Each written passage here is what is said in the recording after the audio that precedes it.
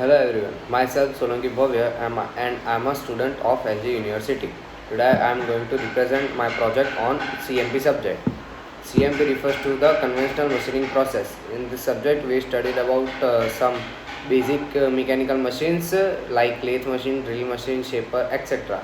And we studied and learned about about operating different standard operations on that respective machine.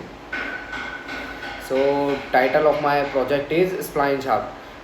Shafts are these are just generally cylindrical rods having helical grooves on both the sides. Helical grooves means the threads. It may be external or internal.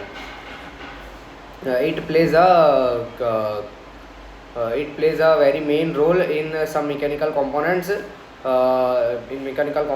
Offering the transmitting of motion, applying forces, or securing the components together. At the time of making this component, we have performed so many operations, and it is made on the lathe machine.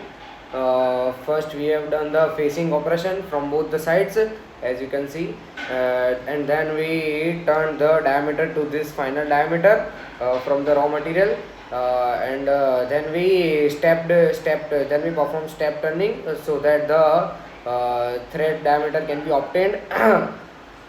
Then we did the grooving so that we can make a thread relief. Then we perform the threading, and at the final we perform the nulling operation for better gripping.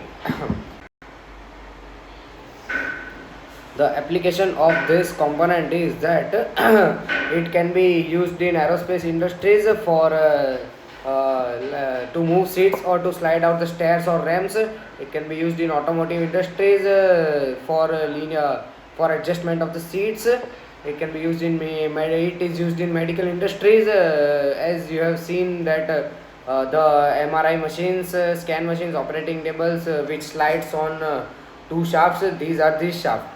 And in manufacturing industries, linear shaft it is used for printers, packaging machines, and etc. and sliding tables. Thank you.